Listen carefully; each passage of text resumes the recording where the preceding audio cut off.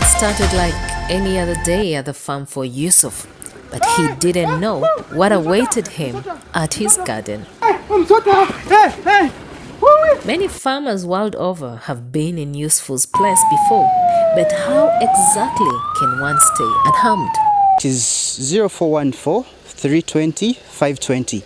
If you call that and report the problem animal, we'll be able to dispatch a rescue team that will respond immediately in case of any problem animal. Please don't try to intervene, but just report to us and we'll respond immediately. So here we are, in an animal ambulance off to a snake rescue mission. Uganda Wildlife Education Centre, commonly known as Entebbe Zoo, is up to this rescue mission, and our Power TV team is on board.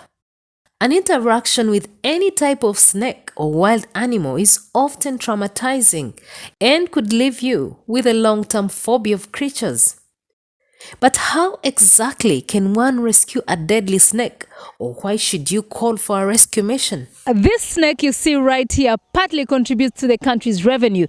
The good roads, the electricity, the hospitals, the revenue collected from conservation of wildlife contributes to your life and in the long run contributes to the country's development. So do not kill a snake, do not kill a lion, do not kill an elephant, but report it to Uganda Wildlife Authority or Uganda Wildlife Education Centre. It could be saved, and in the long run, it could save your life. So we proceed to the animal clinic to see what more steps the vets take to ensure the snake is safely rescued.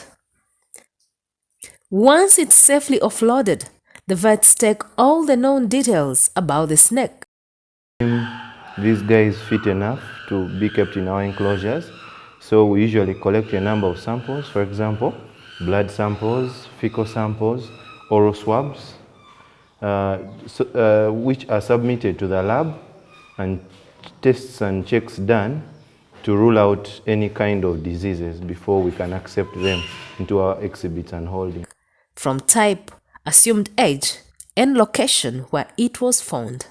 The snake is then laid down in the lab to do tests and routine vaccination to rule out any danger.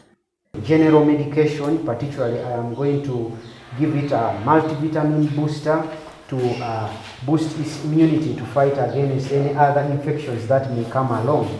We also, depending on the status of the animals may come in, they are injured, beaten, and so I'm going to also offer that treatment. Particularly, I'm going to administer ivermectin, which is an anti-inflammatory drug, to help relieve any pain within the body of the animal. Just like humans, a good massage does some magic. The rescued python is then caged in isolation as the vets observe for any abnormal behaviors or conditions.